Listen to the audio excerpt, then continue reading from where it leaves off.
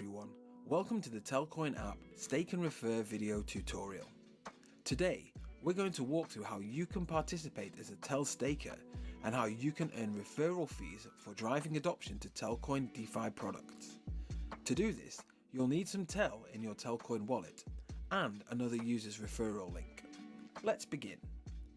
First, you need to navigate to the Earn Tel tab in the Telcoin app. On the home screen, tap the menu icon in the top right corner. It looks like three little lines. The side menu will open. Tap Earn Tel to visit the Earn Tel portal. The first time you use Earn, you will be presented with a pop-up box that provides a brief overview of the Stake and Refer program. We will come back to this in just a moment.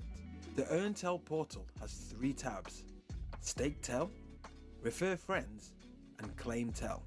In order to participate as a staker, you'll need to follow these 4 steps, which we will walk through today. Step 1. Enter another user's referral code. Step 2. Stake Tel. Step 3. Refer Friends. Step 4. Claim. Step 1. Enter another user's referral link. To unlock the ability to earn Tel, we first enter another user's referral link. To do so, tap the info circle icon in the top left corner. An info sheet will appear detailing the process. Tap Enter Referral Code and add your friend's code. Congratulations, you're nearly a staker. Good evening. Step 2. Stake Tel. To learn more about staking and the referral fees you can earn, tap the info circle icon next to Stake Tel in the Stake Tel tab. An info sheet will appear with stake amount and referral fee rates. For some background, the percentage of transaction fees you earn as referral fees, or your referral fee rate, is based on how much Tel you have staked. At the minimum, if you stake 1 Tel, you earn 15% of your referred user's transaction fees, or referral fees. At the maximum, if you stake 100 million Tel, you earn 42% of referral fees. Now, let's stake some Tel. Tap the blue Stake Tel button. Enter the amount of Tel you'd like to stake. A preview of your new referral rate will be shown. Proceed to confirmation. Confirm your stake request.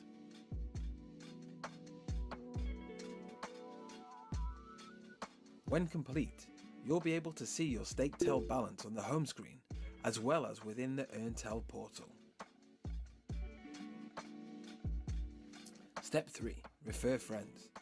Now that we have some Tel staked, we can refer our friends to the app and start earning referral fees.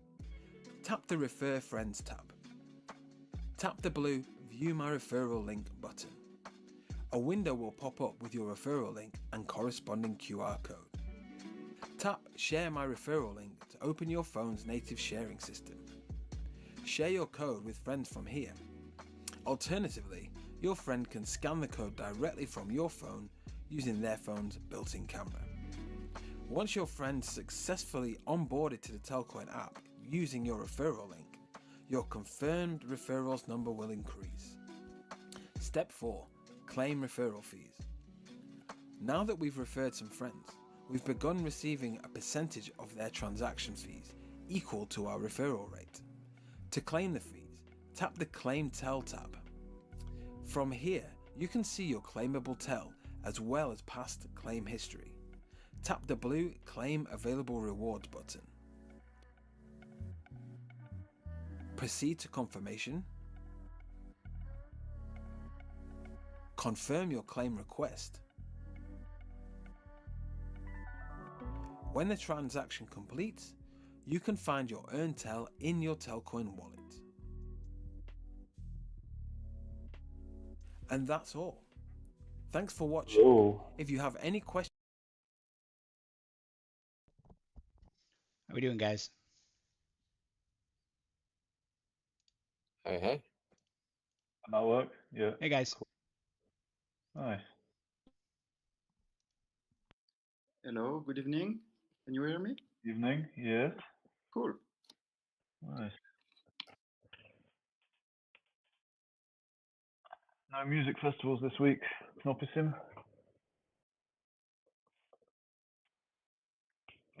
Excuse me, say it again. No music festivals this week. No, I'm on holidays. I'm in Portugal Oh, until lovely. next Saturday. So Very nice. I'm with my laptop. So I hope I will be able to share my screen properly, etc. Usually I do it in my main computer. So Okay, yeah. some Good, good. settings Where to in change. where in Portugal? In the south, in the Algarve, near Oh, Faro. lovely. Yeah. No. Are you surfing? Just bodyboarding. Yeah, good man. Yeah, it's lovely there. Some Yeah. good waves. Yeah, but the water is colder than expected. Yeah. Yeah, you need to get yourself a good wetsuit. Nice. Very good. I think we can get started. Cool. So welcome everyone to our 17th recurring meeting. For today's meeting, we will look at some TANIP1 data, and then we will dig into two of our kind of open TANIPs, and then we'll have the usual discussion Q&A at the end.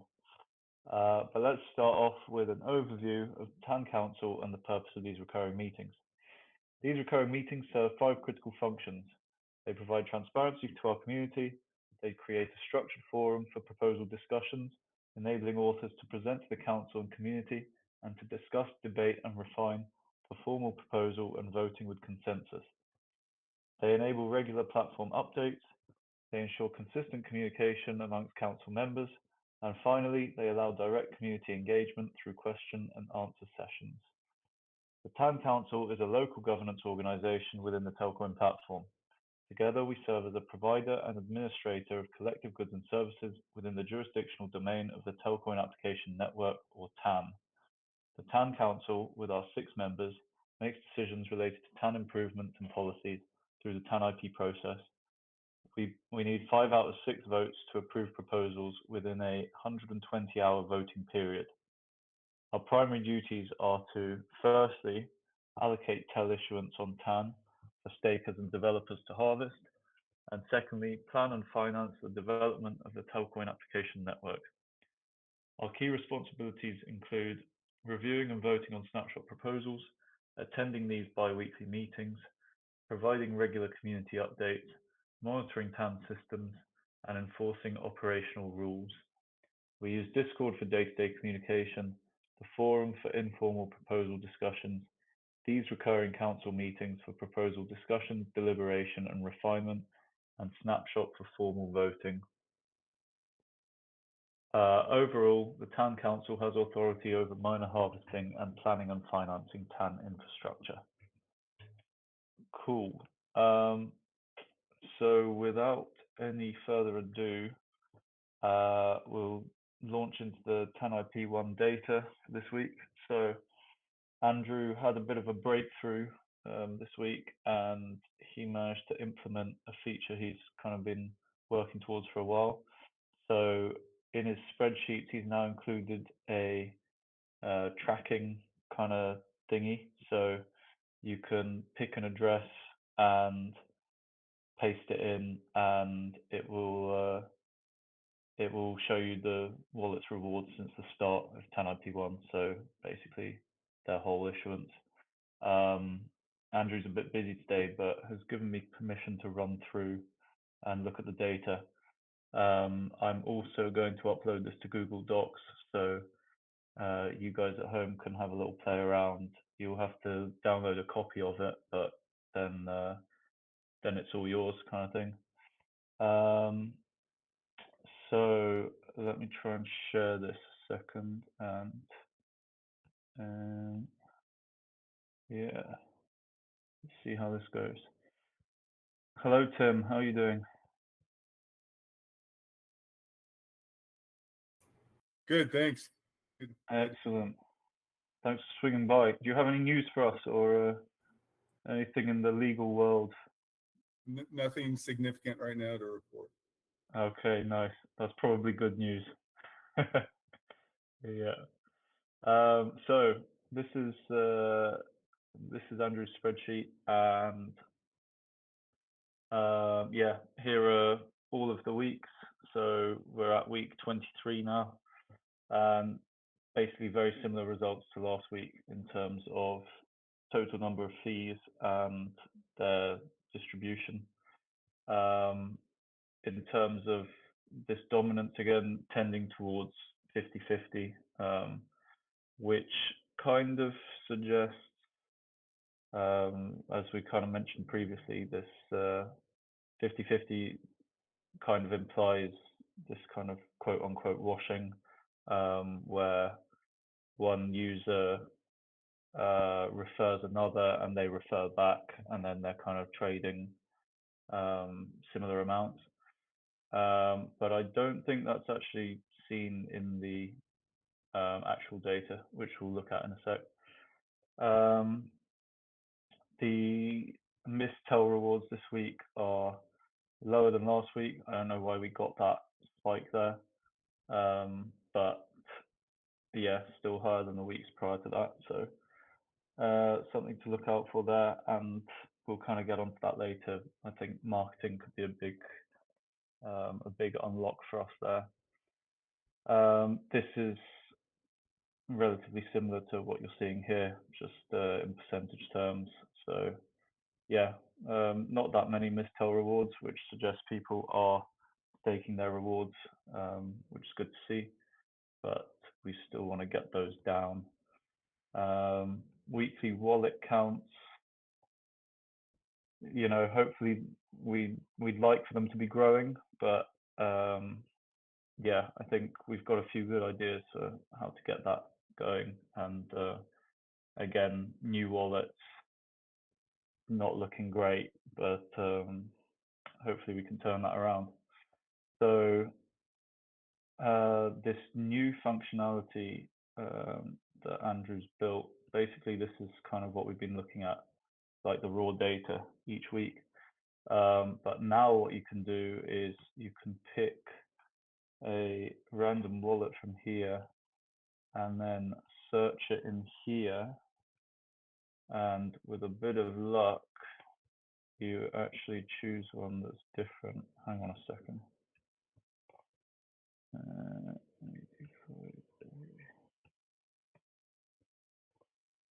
And then you get the graph, bang, top marks Andrew Pinch. So this is kind of cool. So you can pick random wallets you want to have a look at, and then you see what proportions of their fees for each period, for each week, have come from their own trading. So that's the blue, or the trading of the people they've referred, which is the purple, and the line shows how much they've earned each week.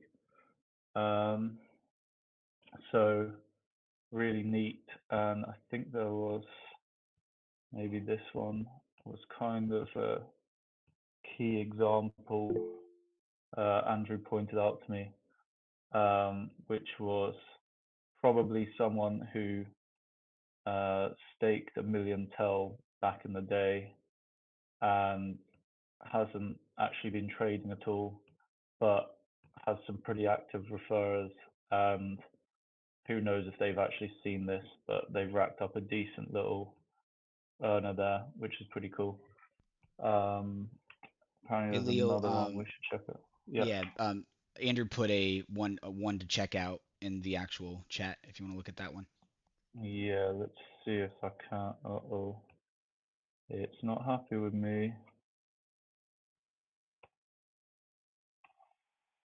This one? What are we thinking? Yeah, they've been earning nicely off. Oh yeah, it's the same one. Nice. So I already covered that one, Andrew. Thank you. Knopsum has another one he wants to share, and actually you can take it from here if you want, Knopsum, and you can share your screen as well if you prefer. Geez, this guy's referees are doing absolute bits. Yeah, So this one is crazy for 4 weeks now. yeah, Uh, this is the dream. This is what you want from your referrers or yeah, from your referees. Yeah, absolute units. Um, yeah, Knopsim, did you want to run us through your spreadsheet, or yeah. are you happy just talking about this one? Yeah, Okay. let me. Is it working?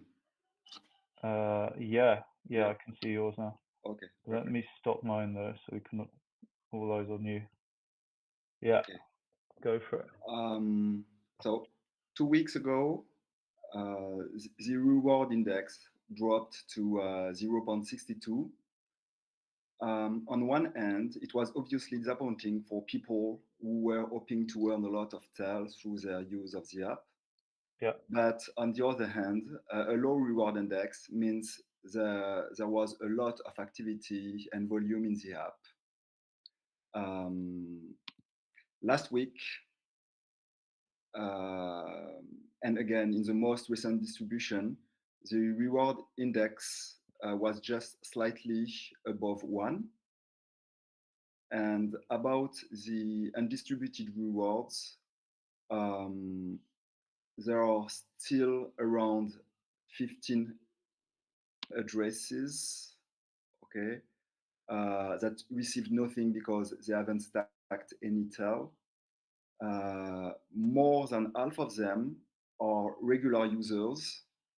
And I agree with Andrew's message when he said these users should be notified within the app about how much they are missing out on by not stacking. Yeah. Also, last week we had this one. We had 5 addresses that did not take enough, and because of that, they missed out on 52,000 TEL. But they fixed the issue this week, so that's why for the last distribution we only have people who missed the reward just because they did not stack any. Moreover, last week the total amount of undistributed rewards was a bit over 4 million TEL. The week for last week it was here, and we just arrived to just a bit more than 4 million. Yeah. So maybe, as we already talked about it, how we could use these undistributed rewards, maybe according to the Blue Light project Yeah. for the Quest, maybe we can use undistributed rewards for that. So this last distribution, we still have 2 pairs of addresses that are collecting a big part of the rewards. So Okay, yeah. almost 1 million for these 4 addresses. And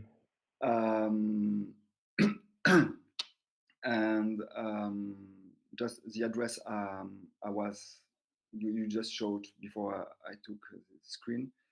So the address here in the blue, for the past 4 weeks, this user and his team have been collecting around half of the total rewards which are distributed. This user is, let's say, lucky to have 6 referrals who are actively using the app. Yeah. So as you can see, the stacker fees for this guy is 0. So without doing anything, he earned between 700 and 800,000 TEL each week. So this week it was 715,000. Previous week it was 715,000. And the week before, he received 800. So that's huge. And what is surprising when we look at the Onchain data is the TEL transfers from him to the 6 referrals. So I'm not very good at Onchain data and checking addresses, but I was able to see that. So he's just transferring a lot of TEL to these 6 other addresses. But again, nothing illegal here. Yeah.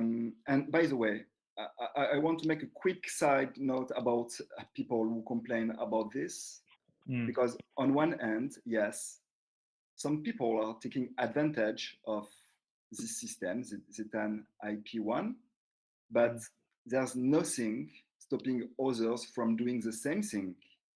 It's Yeah. just easier to complain than to take the same risk and maybe end up with fewer rewards than what you spent.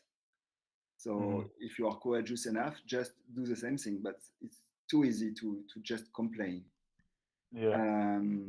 For normal users of the app, sometimes it covers your fees or even more. And if not, at least it helps reduce the costs you would have to pay anyway. Yeah. And just one last thing. I don't hear anyone complaining about the rewards in for people who are providing liquidity in the pools, but it's the same idea. Those who provide more liquidity, more fees, and more tail rewards. So that's it. So just Yeah. No, I think it's fair. And like I'm happy to see that case at the bottom. Like you have this one user who's referred a lot of other people and they are actively using it. That person should be rewarded. That's the whole idea here. yeah. So Yeah. That's working well. And I like that that is actually proving to be more profitable than just the simple like I refer you, you refer me, Yeah. which we've been seeing dominating previously. So it does feel like a bit of an evolution in that regard, which is good to see. And the ones who are just referring each other one to one are kind of essentially getting out competed here, so which is And just I will conclude with that, just to wrap up, to everyone who are listening to this console or the replay later on, share your referral code around you. It will have two benefits. First, you will earn TEL thanks to the stake and refer program, and get even more thanks to the TAN IP1. And secondly, word of mouth is the best form of promotion. So that way, the value of our TEL can only grow. And that's what happened with WhatsApp or whatever. You use it and ask someone to use it. And that's all everybody is using WhatsApp today. So let's do the same for the Telcoin app. Just refer your friends, try to talk to some of those people, and you will earn more thanks to the stake and refer program and the TAN IP1. Yeah, absolutely. And like the data is showing there's a lot of opportunity and there aren't that many new wallets joining each week. So it's pretty prime time to be spreading the word, basically. Derek, what's up? yeah, so I did a little looking. I'm gonna do some more on-chain looking later on, but Yeah. there I believe if we go and look at that, there is a correlation to when these four wallets started doing this and when that top two wallets stopped trading. So I haven't looked further and tracked some of the transactions, but if you look at specifically the transactions, they do mirror each other, which means likely there's two wallets or two people or one person with multiple phone numbers doing the same transaction. They're within seconds of each other. So that's something I understand, and I think that if you look at that, and if that is the case, and again, we can't prove or not because nothing is being done incorrectly per how the rules are set up right now, and compare the other two sets of wallets that are doing it, that is the majority of all the rewards. I think that's a total of over 2 million, right? If you add all the if those four wallets plus the two that are wash trading. So I understand the both sides of the coin, but I have concerns that we're seeing less and less activity across the board, number of wallets. Yes, the volume right, is up. But really, what I'm looking at is how many wallets are actually doing this, and that I think it would require a little bit more research. But I don't believe that is those four wallets are simply each individual people that aren't working in tandem, because the transactions are exactly the same. So I want to put that out there. Need to do a little bit more on chain digging, but it's something to think about when we talk about kind of some of our next things of, from the calculation standpoint and the capping standpoint, that this type of behavior is pushing out newer people, if that makes sense. Yeah, I mean it's kind of difficult at this stage, right? Because it's like we don't have the full infrastructure for like full on widespread remittances and stuff as this is Correct. designed Yep. for. So we can kind of, you could argue like any activity that's happening through the app for this now is like quote unquote washing. It's like what are they actually what are they actually swapping for? It's probably not remittances. No, it's USD. They're So, doing stables right yeah, back to tell, back and forth yeah, 50, yeah, 60 times. yeah. So I think, yeah, I think as Tide points out, I think this behavior is quite likely to change, and should do so soon. And um, yeah, in a way, these kind of this kind of TANIP is designed for slightly further down the line than we currently are. But that should be here soon, and then it'll be interesting to see then as well. I think in the meantime, though, like we've got some great proposals, which I was going to mention next, from Blue Lights and Stevo, basically about just getting the word out and encouraging people to share their referrals. It's kind of the best thing to do at the moment. So when it properly kicks off, it's yeah, it can kind of Totally really agree. benefit the early adopters. Yeah, I think Um, yeah, the last point, Leo, that I yeah, wanted to finish with was just that you touched on it, right? The design of this is built for more and more and more coming, and the more transactions and wallets that we have, the more we'll see working through things. The one thing I didn't have a chance to look at was the number of wallets. If we'd seen any new wallet generation with the KuCoin stuff that had happened. I don't know if anybody had looked at that this week. new wallets. So you're expecting new wallets to pop up because Right, KuCoin. right. Yeah. So I personally helped about 4 or 5 people um, sign up and move their stuff from KuCoin over into the ecosystem. So I Oh, just was nice. curious if we saw. Again, I don't know if this is going to show new because likely they weren't having any trading activity and weren't staked, right? But just something to think about and look at down the road. Maybe next week we might see an influx. Yeah. So there was this one here. So this is new wallets for each period. So the latest one is here. So there were a few, but nothing kind of outstanding um, this week.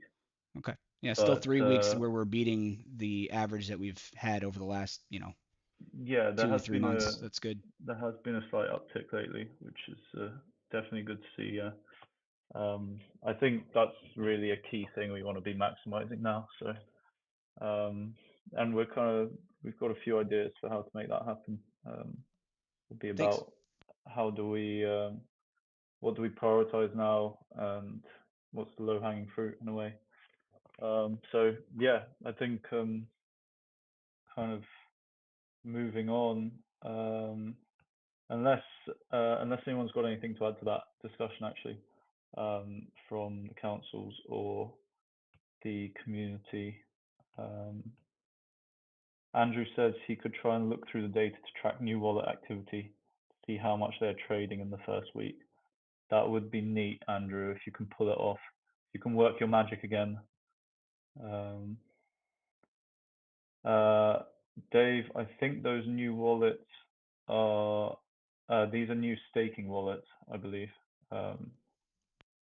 Andrew will correct me if I'm wrong there, but Yeah, this is just to do with TANIP1, so they've got to be staked.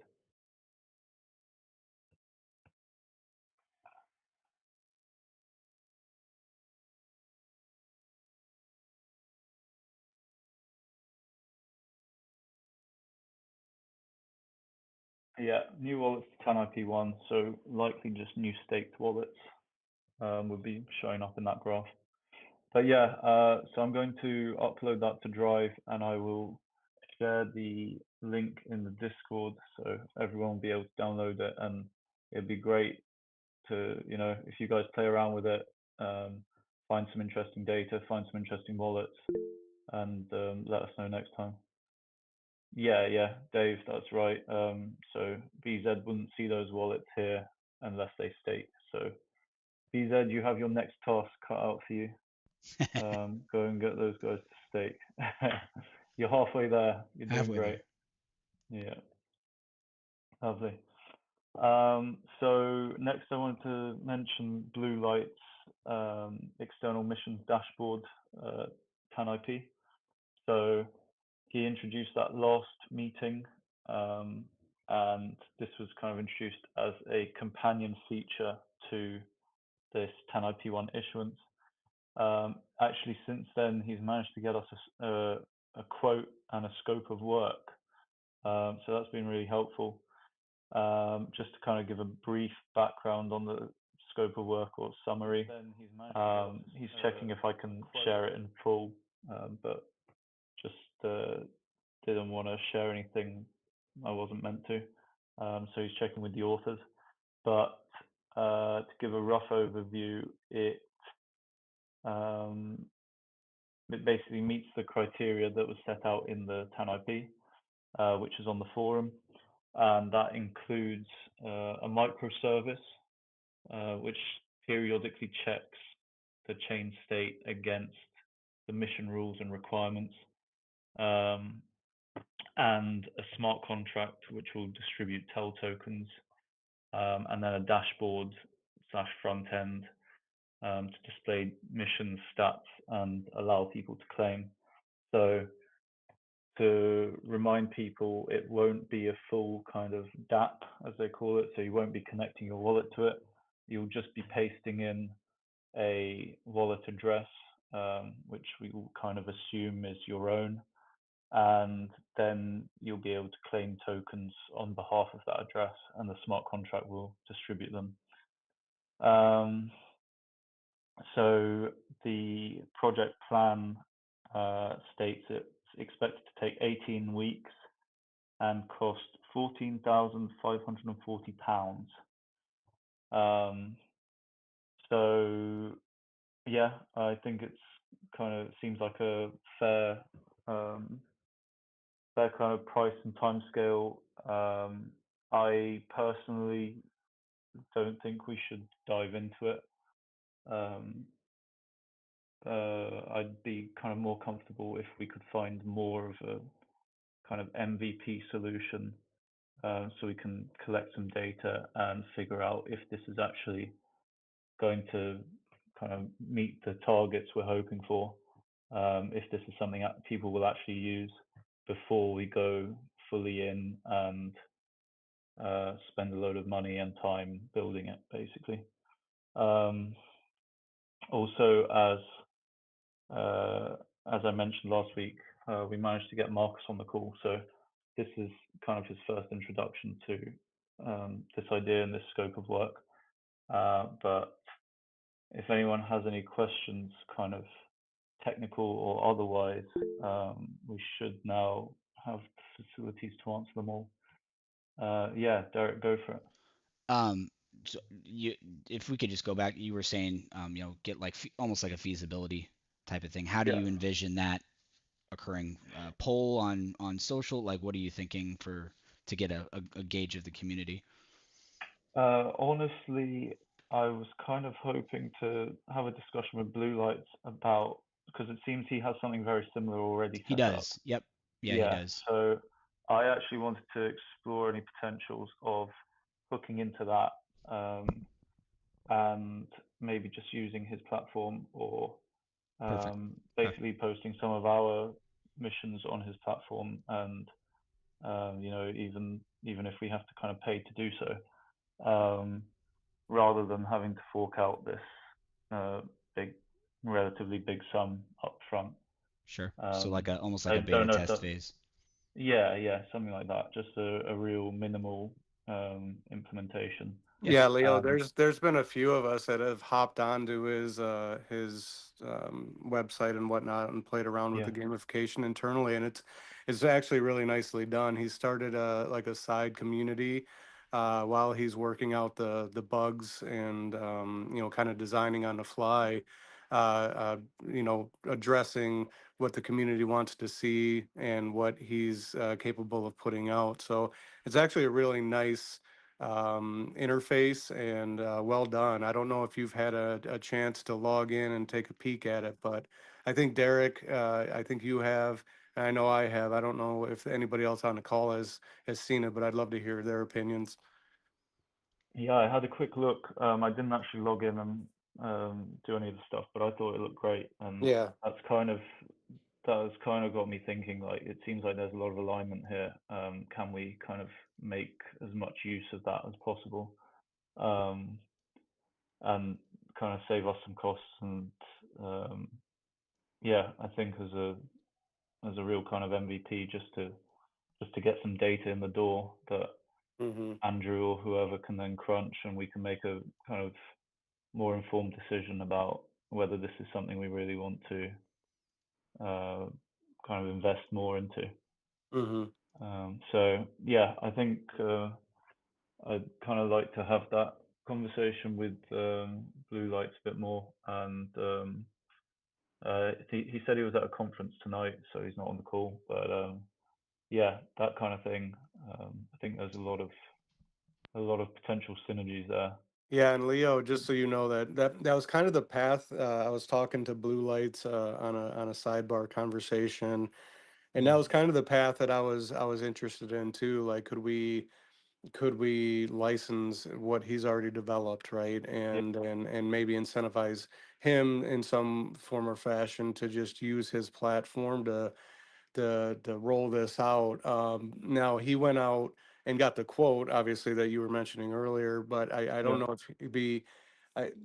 What he told me was, well, I'm not a developer, and I don't know if he thought this would be robust enough. But for my perception, for what you're talking about, like an MVP, I think it might play well into what you're looking for as far as data capture and usage. Yeah, nice. Yeah. I think definitely stuff to look into there. And yeah, you did have some. You mentioned on the forum you had some kind of legal style questions, and I think we've got just the man for the job. Yeah. So I think now's your time to ask away. Can ask Tim what he'd recommend in terms of licenses, or who owns what, or whatever you were kind of thinking about there. Yeah, sure. I mean, there was more around IP and licensing, like if we were to use Blue Light's platform for testing purposes, what's the legalities behind that? I know, it's interfacing with the community. I don't think it touches Telcoin software or whatnot. I think it would just be a side piece of software. But if we were to incentivize or pay for Blue Light service using this to collect data. What happens in the IP transfer? Does the association need to retain the IP if we're collecting the data? Yeah, so just to just give you just sort of step back overall view on intellectual property. In licensing agreements are really important, no matter how sort of informal the arrangement is when it comes to intellectual property. Intellectual property is not just software and so forth, but it can also be the data itself. So when you're just giving somebody some data, some confidential data, then you use a non-disclosure agreement, right? But if what you're really doing is you're giving somebody else, or you're receiving from somebody else, the right to use their intellectual property, then you have to have an agreement in place to do that. And it's important for both sides' perspectives. For the owner of the intellectual property, it's really important because if they allow others to use the intellectual property without any sort of written agreement allowing that use, then they can really be subject to a loss of the intellectual property rights in that intellectual property. So, so for blue light, if it's some sort of software that the association wants to use or gather data using, then it's important for blue light to have that to protect its intellectual property. But then it's also really important for the association to have that, because one, it clarifies if what consideration, what fees or anything else that's going to blue light in return for the right to use their intellectual property. But then the agreement is also the place where you say, okay, Telcoin Association is going to use this blue light intellectual property, and there's going to be some product, some work product that comes out of the association's use of their software. Who owns that product? Is it the association? Does the association then have the intellectual property of the output, or is it blue light, and they're just continuing to allow the association through the license agreement to use it? And then it also is, blue light has the software or this intellectual property. The association has data it's putting into the intellectual property to get the output. Well, we have to have an agreement because we have to say that that data going into the blue light intellectual property always remains Telcoin Associations.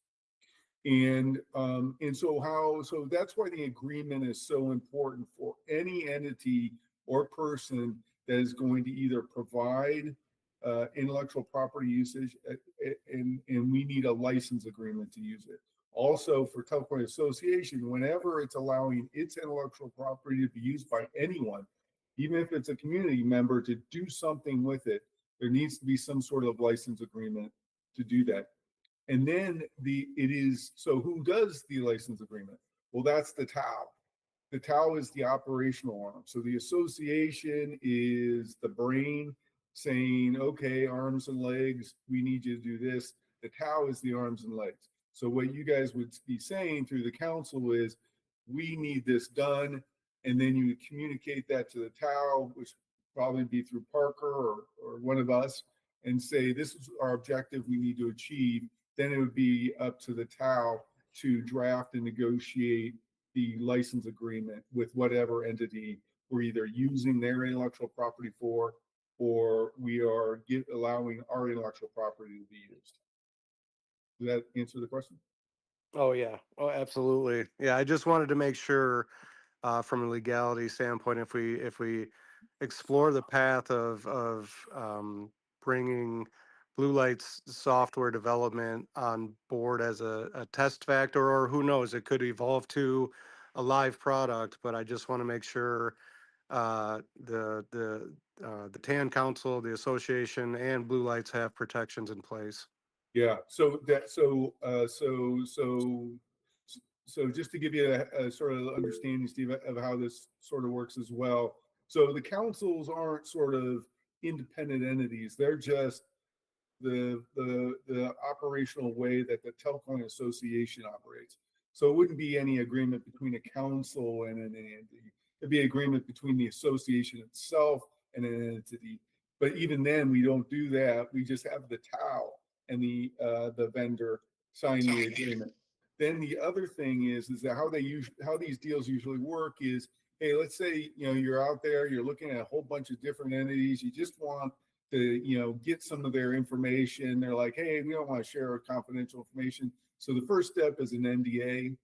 Those things are really easy to do. We do them ourselves too. If we're ever sharing anything that we just don't care, it could be like just dispersed wherever on the internet, we do an NDA. Then if you say, wow, the product really looks good, we want to get deeper in, then what we usually can do is what's in any vendor that does this sort of thing will have an evaluation license. And you guys have probably seen those before. And it's like a 30-day sort of things where you test drive it. So you can really get in there, maybe use it with some in a test environment with some format data to see if it really works. Then you go into the licensing agreement itself, and that's where you're negotiating with these. For huge deals, you would do maybe a preliminary step, which is called a memorandum of understanding. But those are really huge deals. The normal process is NDA. Then if they want any sort of protection, you do a eval license, and then you move into a full-on license, use license. That's it. Any questions? Amazing. I think the silence is what we hoped for there. Yeah. Well, you Yeah. got me as a lawyer talking. I better be No, quiet it's great. for the next hour. It's awesome. I think everyone's fears have been assuaged around all of these licenses and stuff. Correct. We've got the tools for the job. It's all been set up to accommodate this, so it's always great to hear. Yeah, thank you, Tim. I feel on our just from like the data perspective you mentioned, it should be a bit easier because the data is kind of all on chain, so it's the association wouldn't actually be giving any data. It would just be users interacting with it, and then the data doesn't actually have to be given from blue lights because it's already on chain and public. I feel so. Maybe that would simplify things. I think it probably would simplify them greatly. Yeah. And then all you're really looking at is just the use license. Blue Light, I would imagine, would have a standard document that it likes to use. And you just have them send it over, and then the TAO will review and execute on behalf of the Telcoin Association. Awesome, lovely stuff. Cool. I think that's a lot clearer, and yeah, got a decent path there. If Blue Lights is up for going forward with such a proposition, but we'll get to that. Nice. Thank you very much. Stephen, while you're still on, I was going to talk a bit about your proposal. Yeah, sure. Yeah, so if you want to run us through that again and where we're at with it and what your thoughts are. Yeah, Awesome. so I just posted this last week. I know we had talked about specifically driving into the data that shows new wallet creation and the number being or kind of continuously dwindling. So my thought behind the proposal was let's put a paid push towards some marketing and some data analysis that could definitely help. Now, I also included in here as an overlay to Blue Light's proposal as well, right? So part of this was building out maybe gamification. I kept it loosely worded, so I didn't know if it would evolve into something else or not. But this is part of, like, if we did want to pay for the proposal that he got from another, the vendor or even Blue Light stuff itself. But nonetheless, all of this kind of rolls into a marketing proposal. And I also left it generic as far as the marketing firm one, I called it. But I truly believe that Storm, our current marketing partner, would have first right of refusal if there was anything outside of this or inside of this that they would want to do or exclude.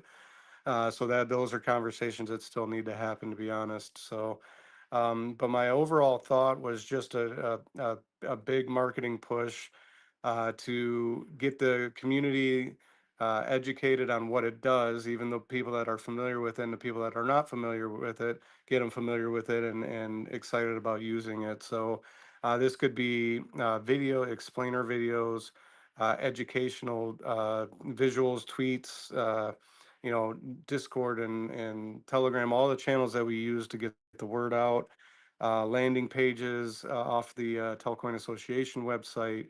And then already we're doing the ongoing performance tracking and optimization through the two council members' efforts and charting. So I think that's spot on. I don't know if we could bring that into this as well. But I know there's quite a bit of money that I requested in this proposal, Leo, and I know that you're asking for firstly to do an MVP. So I would like to talk through that and see if the marketing proposal needs to be split out from what we're talking about like blue lights technology, or even the proposal that he received from a developer to do so. But I would still like to consider a marketing push for the stake and refer as well as the TANIP. Yeah, no, awesome. I really agree. I think I really see marketing as something TANIP is kind of lacking at the moment and could really benefit from. Um, I I kind of see it as like low hanging fruit in a way. Mhm. Um, and I think the kind of to extend that a bit, I think there is a lot of potential with Storm, and there's a lot of there should be a lot of overlap and alignment in terms of the KPIs that they've been contracted to deliver, Mhm. and I think TANIP could be a good route for them to deliver those. So I my first reaction is basically Parker is working to get Storm fully up to speed now on everything association related, and that will kind of guide their strategy and their marketing efforts. And I would like to, once they're up to speed, kind of make the case for TANIP1 being, you know, a, a key a key player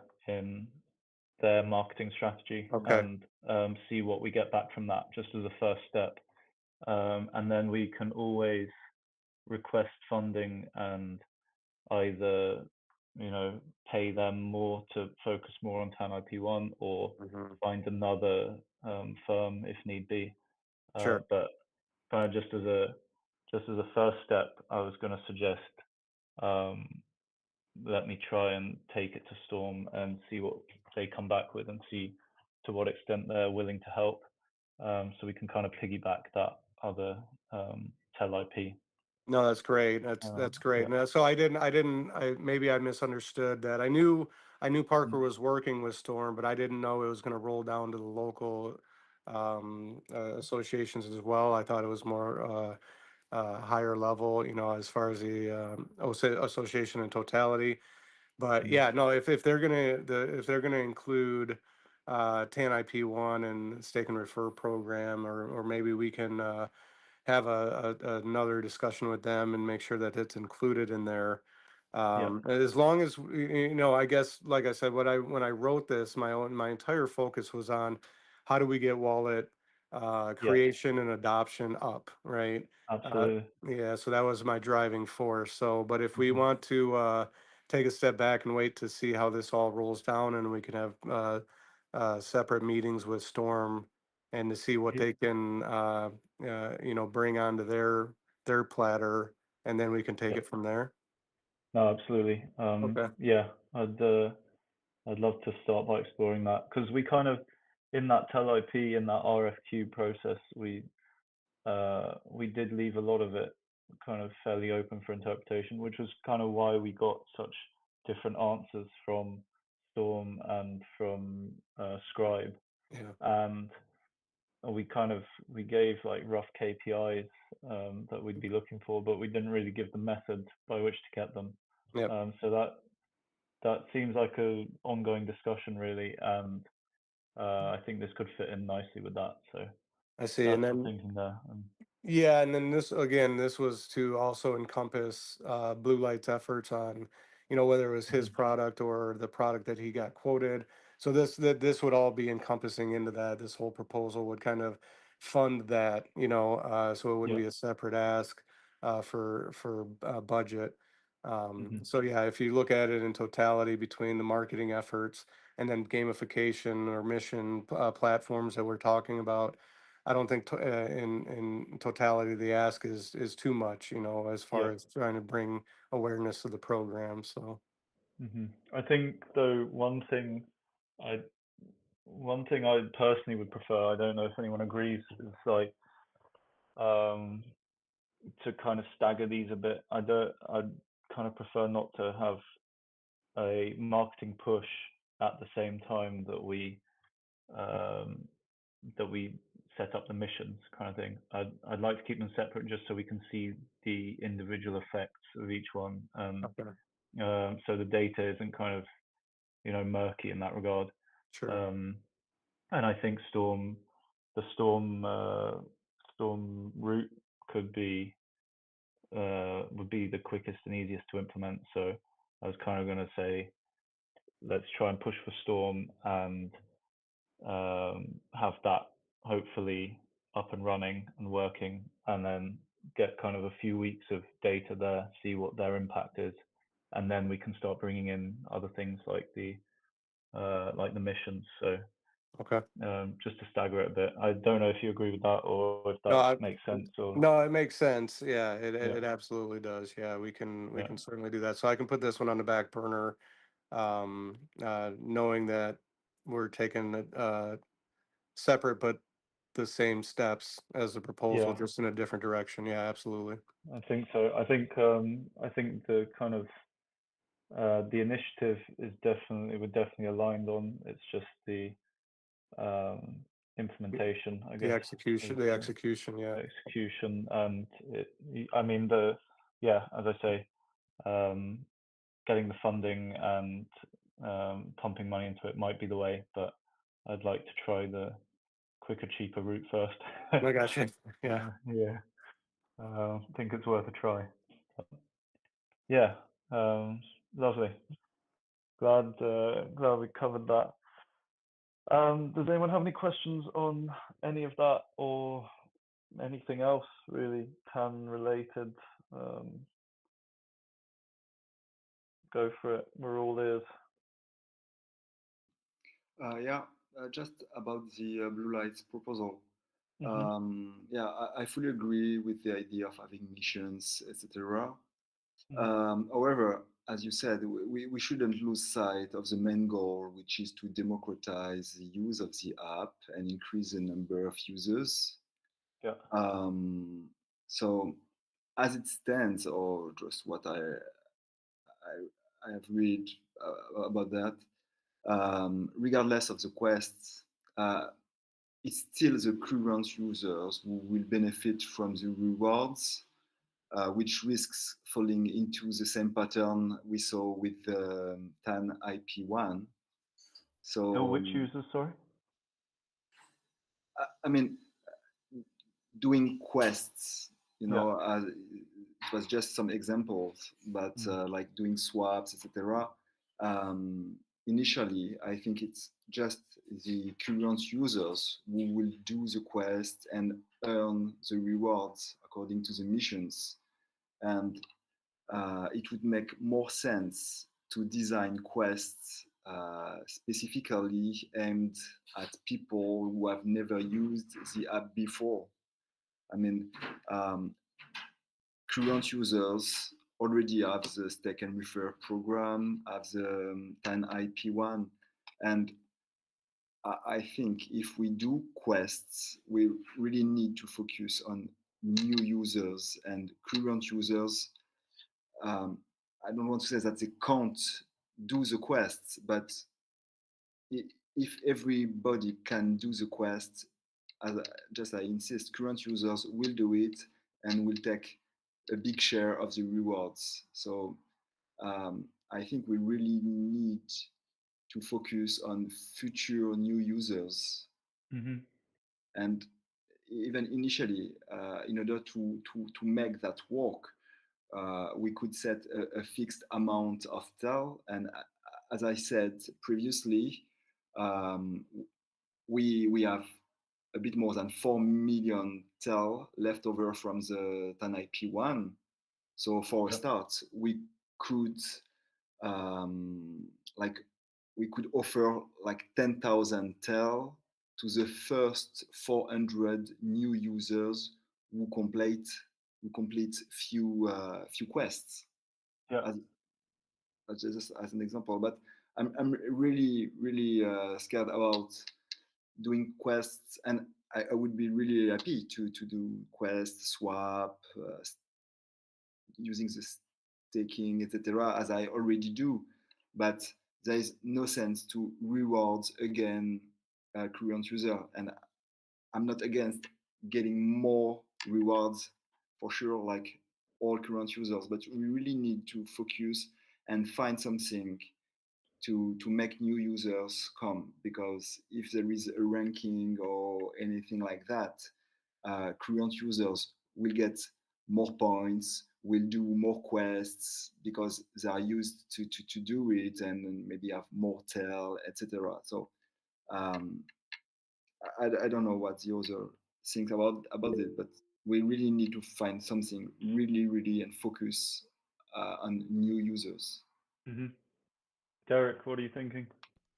I actually was talking to Blue Lights about this a little bit also. And if you think about it, the great part about and the unique part about the gamification system is really that we can make and do any sort of thing that we want, right? So I mean, we could do something where there's a bonus for your first X amount of trades on Yeah. the swaps, right? So that we can absolutely do that. And I think that's the cool part, is that we can, depending on what we want to really focus on as a network and for the health of the network, or whatever, we can make those missions really tailored to that goal, right? And I think that's the really unique part about in one month it may be incentivizing volume, or more trades through people that have been in the infrastructure. Maybe it's staking till 30 plus days, right? Whatever it may be. But there's many things we can do with that. So I think you hit the nail on the head, and I think we can certainly do that through this system. Yeah, agreed. It seems super malleable, and it's just reading off the blockchain. So we can set block numbers. We can be like, if your wallet is newer or older than this block, like, we don't want you. But all kinds of, yeah, it's really malleable, and we haven't really spoken much about what those missions will be and those kinds of parameters. We've kind of been focused on how are we going to actually implement this, what are our options there. But I think that will definitely be the next level of discussion, once we kind of have more of an idea of how exactly existing solutions are set up, how we might be able to build similar, and then it will get to, which missions do we actually want, how are we going to design them to kind of select for new users, as opposed to existing ones. But I think we're all on the same page there. I think we want to maximize the number of new wallets, and seems like a great way of doing it.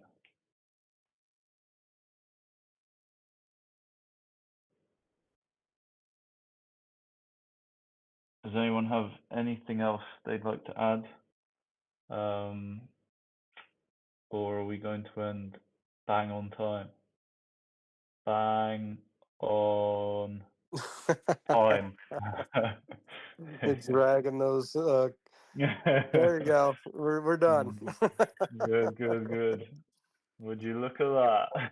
NASA countdown or Amazing. something. Sorry? Cue the NASA countdown. Oh, yeah. I'm surprised Derek didn't have it up. He's always usually so ready with these. Thought he'd have a Man, now script you gave running me or a new something. idea that I'm gonna have to do. Yeah. Get like loads of buzzers or something. Get the Just like cut soundboard. us off. Yeah. Yeah. Andrew Do. did that to me on their thing. So yeah. No, Andrew would never do that thing, that to anyone. Never. It was me. So Oh, was it you? That's yeah, even it was better. me. Andrew hates that thing. So Oh no, I'm concerned now. yeah, All right. Great work, team. Thanks for tuning in, and catch you in 2 weeks' time. awesome. Thanks, Leo. Cheers. See ya. Thank you. See ya. Bye-bye. Do Bye. it. Only China?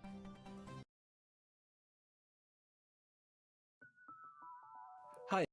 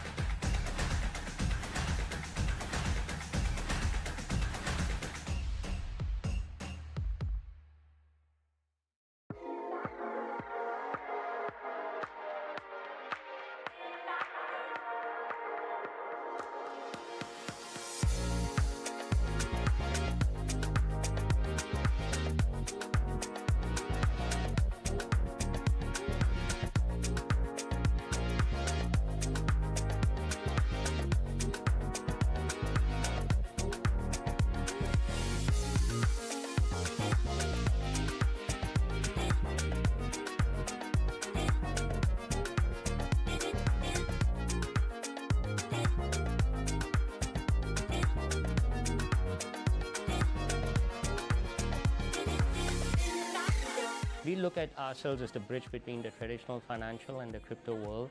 So that's why we want to be the bank and issue stablecoin bank accounts directly out of your stablecoin.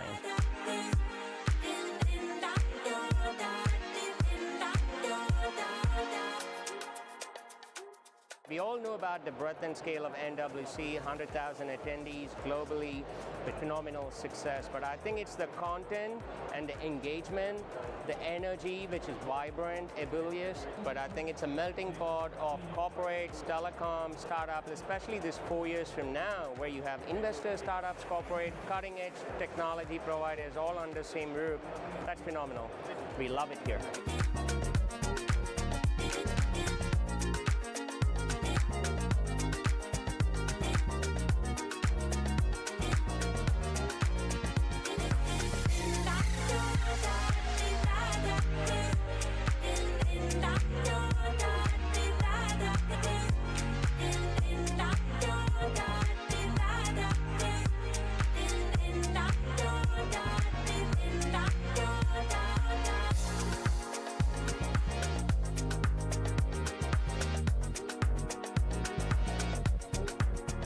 We're wrapping up shop here at MWC 2025. It's been a super productive conference. We networked with a ton of mobile network operators, and the booth generated a ton of interest. So that's it for now. We'll see you at the next conference.